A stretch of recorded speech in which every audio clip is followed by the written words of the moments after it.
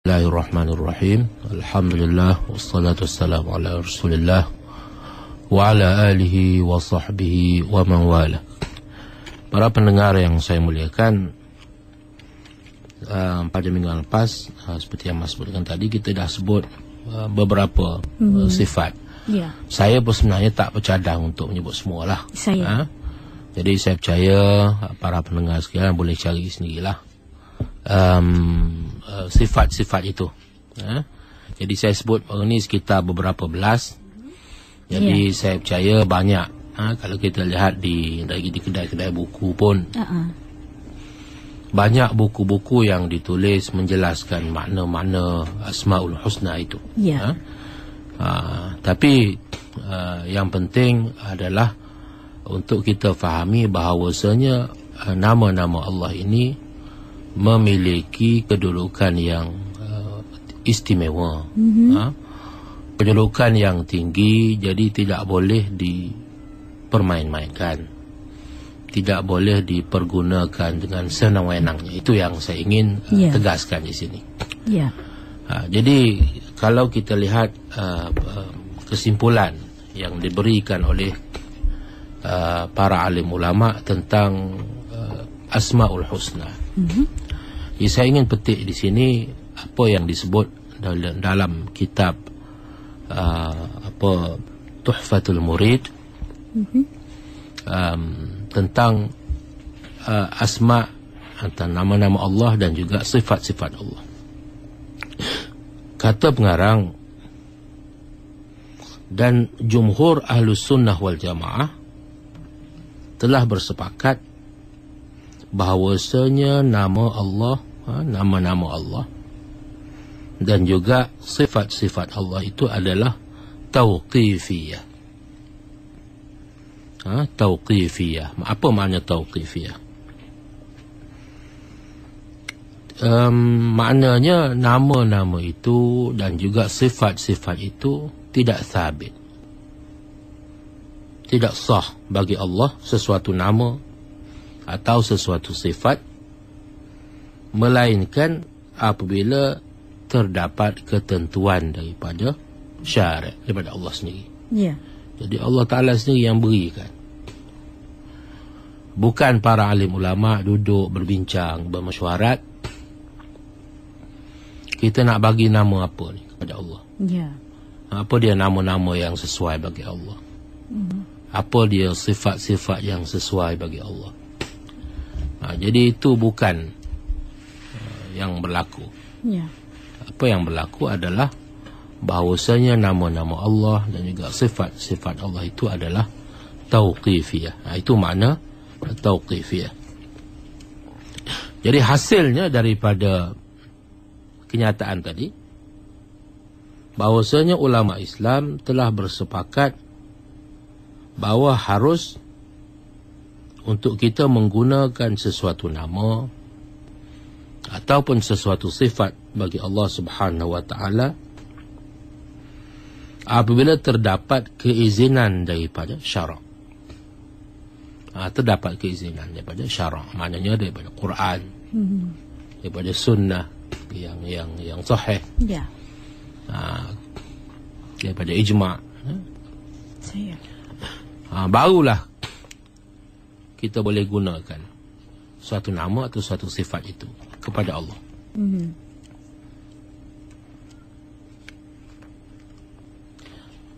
Dan kalau sekiranya terdapat larangan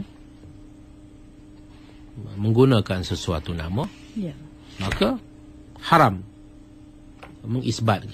haram meletakkan menggunakan nama itu ataupun sifat itu kepada Allah. Tetapi para alim ulama berbeza pandangan.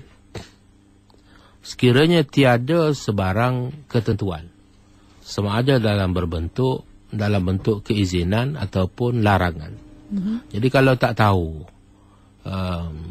tak ada suruhan, tak ada keizinan, tidak ada larangan, boleh ke tidak kita gunakan?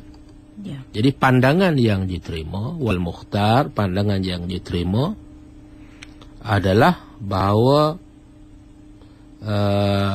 tidak boleh. Maknanya kita tak boleh nak memandai-mandai. Kita kata kita tak tahu Allah Ta'ala bagi ke tak bagi kita menggunakan nama ini bagi merujuk kepadanya. Jadi kalau jawab jalan yang selamat, pandangan yang dipilih adalah kalau kita tak tahu jangan guna. Cukup saja kita gunakan nama-nama yang diketahui, yang diizinkan oleh Allah Subhanahu Wa Taala untuk digunakan. Jadi itu kesimpulan daripada perbincangan kita tentang asma dan juga sifat tadi. Seterusnya kita akan bincangkan pula detail secara lebih lanjut pembahagian sifat-sifat Allah Subhanahu Wa Taala seperti yang disebutkan dalam kitab ini. Pembahagian sifat-sifat Allah. Ini disebutkan dalam bab yang ke-10. Dalam pembicaraan sifat-sifat Allah itu ada yang dinamakan sifat yang wajib. Ada yang dinamakan sifat yang mustahil. Dan ada yang dinamakan sifat yang harus. Jadi ada 3. Bila kita bicara tentang sifat Allah Ta'ala, maka dia dibagi kepada 3, wajib, mustahil dan juga harus. Sifat yang wajib bagi Allah ialah sifat yang mesti ada. Yang tidak boleh tidak, yang mesti ada. Sifat yang mustahil pula lawannya lah. Lawan, iaitu sifat yang mesti tiada. Itu maknanya tidak boleh ada. Mustahil bagi Allah Ta'ala bersifat dengan sifat-sifat ini. Manakala sifat yang harus pula adalah sifat yang boleh jadi ada, boleh jadi tiada. Bagi Allah Ta'ala. Maknanya sifat yang mungkin. Bagi Allah Subhanahu Wa Ta'ala. Jadi sifat yang wajib itu pula dibahagi kepada 4 jenis. Sifat yang wajib itu dibahagikan kepada 4 jenis. Pembahagian sifat-sifat yang wajib. Sifat yang wajib bagi Allah Ta'ala itu terbahagi kepada 4. Yang pertama dinamakan sifat salbi, sifat nafsiyah. Sifat nafsiyah. Maknanya sifat yang menunjuk kepada makna sifat itu saja. Dan tidak ada makna yang lain daripadanya. Sifat yang tersebut satu sahaja, iaitu sifat wujud. Yang dikatakan sifat nafsiyah itu satu sahaja, iaitu wujud. Yang pertama itu wujud, yang menunjukkan kepada adanya zat Allah Subhanahu Wa Ta'ala. Jadi sifat nafsiyah ini sifat merujuk kepada zat Allah Subhanahu Wa Ta'ala, iaitu wujud. Itu yang pertama.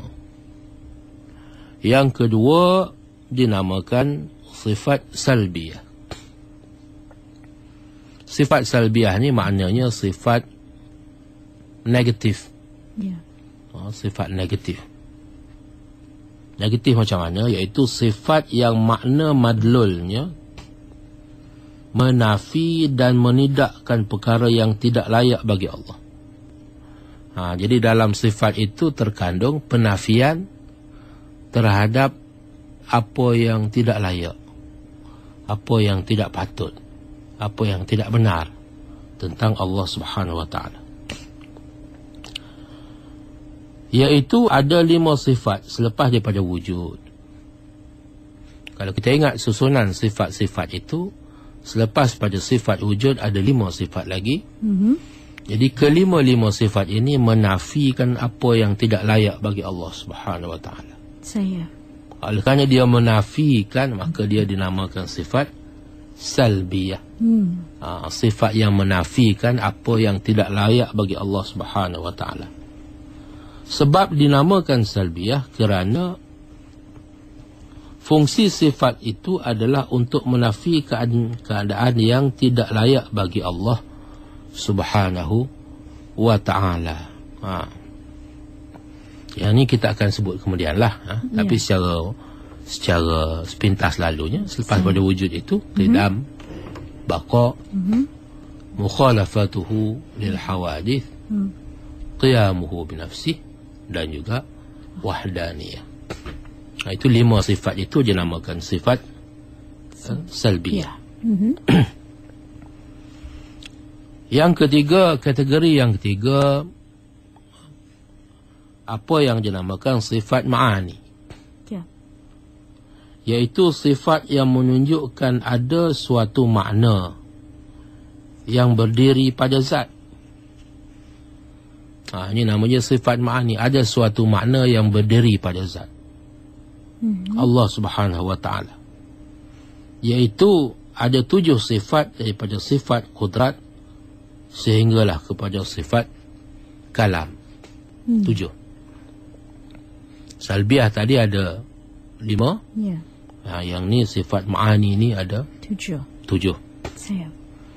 Dan yang terakhir sekali, yang keempat, iaitu sifat yang menunjukkan ada suatu keadaan yang Allah itu wajib berkuasa setelah ada baginya berkuasa.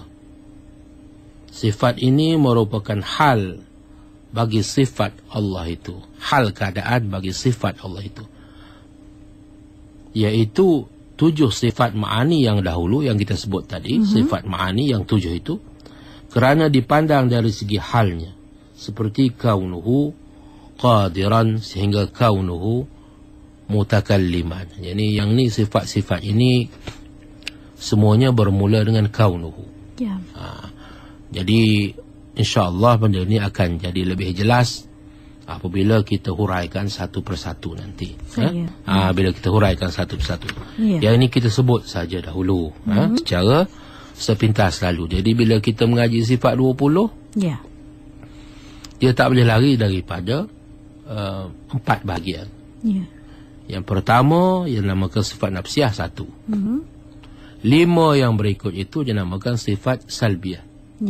Sifat yang menafikan daripada Allah Ta'ala, daripada zat Allah Subhanahu Ta'ala, apa-apa yang tidak patut. Macam kita bagi contoh sepintas lalu. Kita kata Allah wujud. Jadi wujud itu apa yang kita nafikan daripada wujud tu? Kita nafikan daripadanya ada permulaan.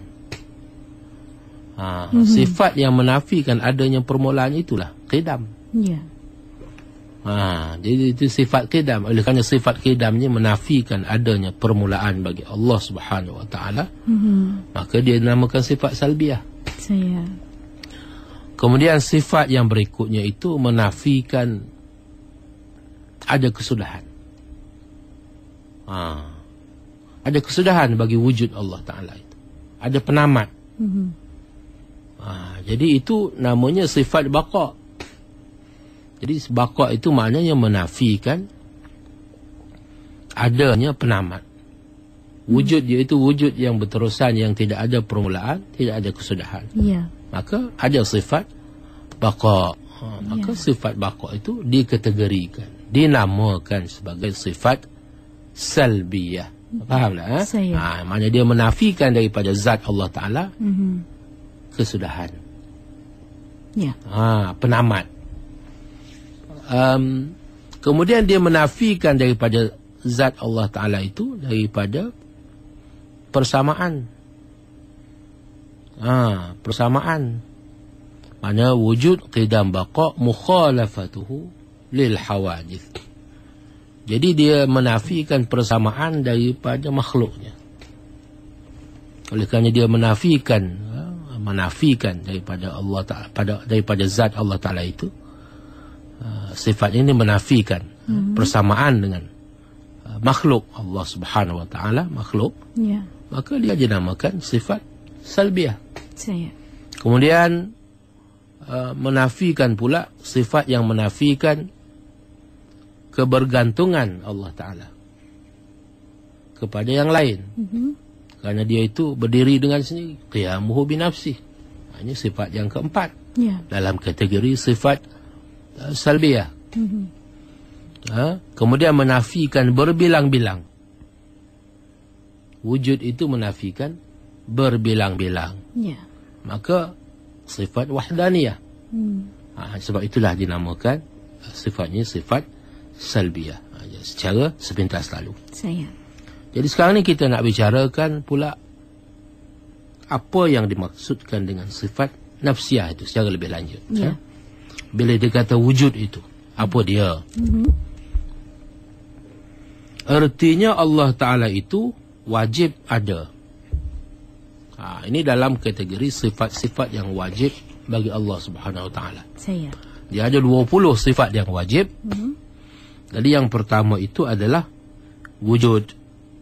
Yang Allah Ta'ala itu wajib wujud. Maknanya wajib pada akal. Maknanya akal tidak boleh terima tidak wujud.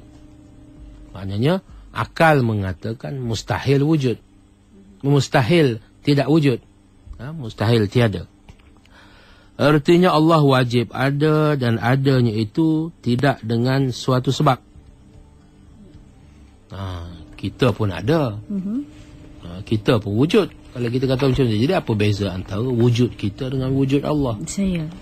Apa beza di antara wujud alam ini dengan wujud Allah? Mesti ada perbezaan.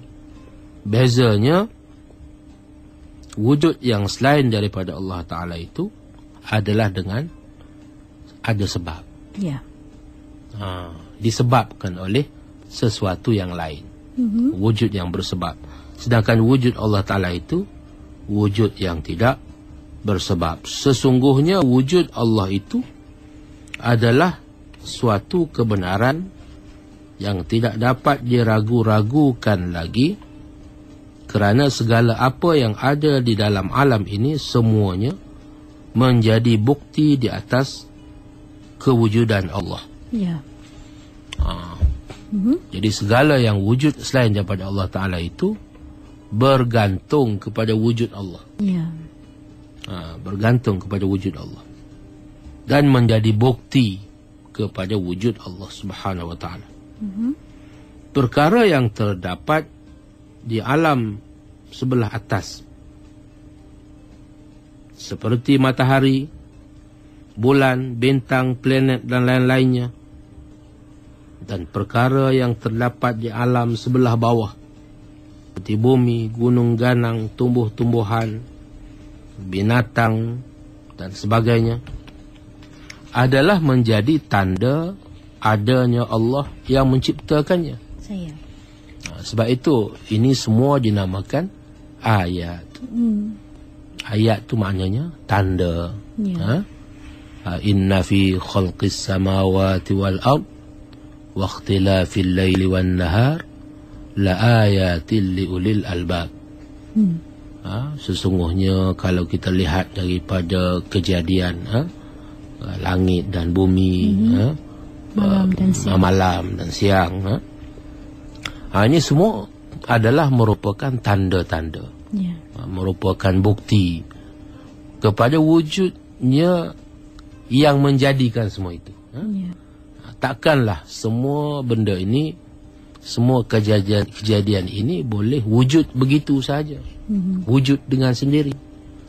Ada sesuatu yang mewujudkannya. Itu yang kita maksudkan bahawasanya alam yang tinggi, alam sebelah atas, kalau kita dongak ke atas, kalau kita tunduk ke bawah, pandang sekeliling kita, bahkan kalau kita lihat kepada diri kita sendiri pun, semuanya itu terkandung di dalam kejadian itu tanda-tanda pencipta, adanya pencipta.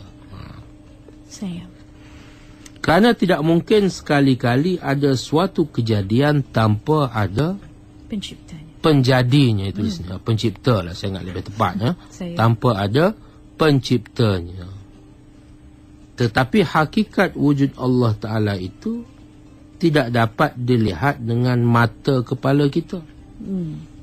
Takkanlah kita nak tunggu nak dapat tengok dengan mata kepala baru kita nak mengakui wujudnya Allah Subhanahu Wa Ta'ala.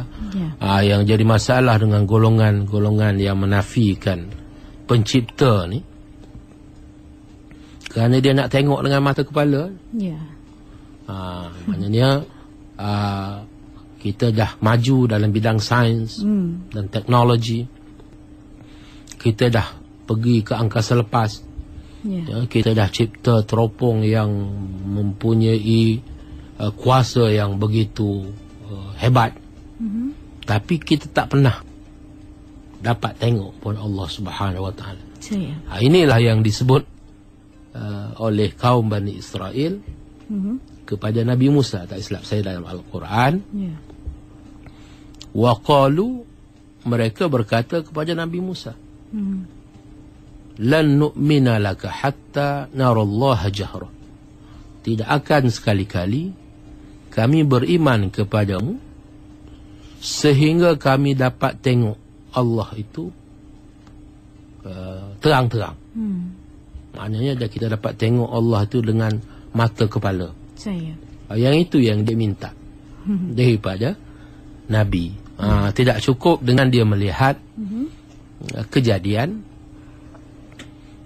untuk dia mengakui wujudnya pencipta yang menjadikan.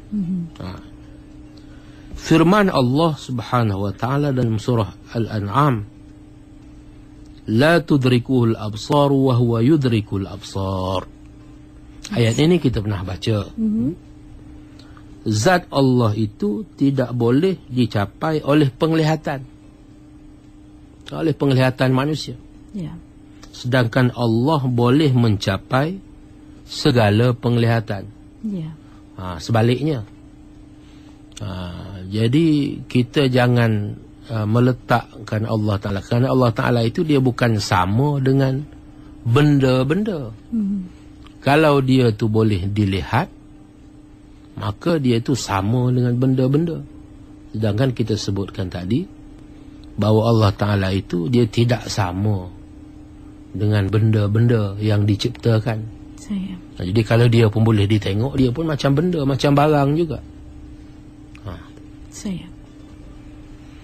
Kemampuan yang ada kepada manusia tidak dapat menembusi tirai yang boleh sampai kepada hakikat zat Allah Ta'ala.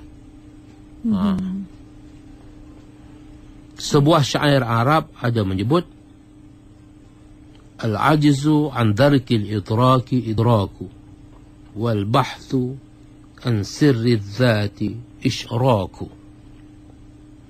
Artinya, kelemahan untuk memahami hakikat Allah sudah merupakan kefahaman. Kalau kita mengakui kelemahan kita daripada memahami hakikat Allah, itu tanda kita faham. Kepada kita faham, maknanya kita tak saja cuba untuk dapatkan sesuatu yang kita tak mungkin dapat. Tetapi usaha menyelidik rahsia zatnya akan menjadi syirik pula. Ini bila kita terjemah dalam bahasa Melayu jadi tak berapa cantik lah. Dalam bahasa Arab sudah cantik je susun. Kalau kita cuba nak menyelidik, cuba nak mencari juga, maka kesudahannya kita menjadi syirik pula. Salah pula akidah pula. Salah pula kefahaman kita tentang hakikat Allah Subhanahu Wa Taala. Kelemahan hendak memahami hakikat sesuatu itu bukan bererti tidak ada sesuatu. Sebagaimana kita lemah hendak memahami hakikat roh. Ini selalu diberikan perbandingan. Lemah hendak memahami hakikat cahaya. Dan banyak lagi perkara yang kita tidak dapat memahami hakikatnya, sedangkan perkara-perkara itu tetap wujud. Roh itu contoh yang baik. Apa petanda kita ni hidup, maknanya kita bergerak, adanya roh itu. Tetapi siapa yang pernah melihat roh? Kita tidak dapat melihat roh. Yang kita dapat lihat adalah tanda-tanda. Tanda-tanda daripada wujudnya roh itu. Bila orang itu masih hidup, dia bergerak, dia boleh bercakap, maka kata dia orang itu hidup, orang itu ada roh. Bila orang itu sudah kaku, sejuk, maka kita kata orang itu sudah tidak bernyawa lagi. Rohnya sudah tiada lagi. Maka itu petanda dia sudah mati. Jadi kita mengisbatkan wujudnya roh itu bukan kerana kita melihat dengan mata kepala kita. Maka begitulah juga bandingannya. Bila kita melihat alam ini, sebagaimana roh itu menguasai alam diri. Itu perbandingannya. Roh itu menguasai alam diri. Manusia itu yang menjadi penguasanya roh dia itulah. Yang menyebabkan hidup segala-galanya bergerak daripada hujung jarinya boleh bergerak kerana adanya roh itu. Maka kita mengisbatkan wujudnya roh. Demikian juga kita melihat Allah dan hubungannya dengan alam ini. Maka seluruh sistem yang bergerak, yang menggerakkan alam ini, tidak mungkin bergerak tanpa ada yang menggerakkannya. Tidak mungkin terjadi tanpa ada yang menjadikannya. Jadi dengan sebab itu kita mengisbatkan adanya Tuhan yang Maha Kuasa, yang menciptakan, yang mentadbir, yang menguruskan alam ini dengan penuh ketertiban.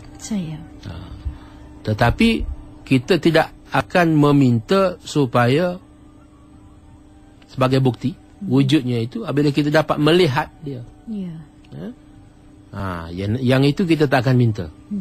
Kerana kita sedar di mana batas-batasannya.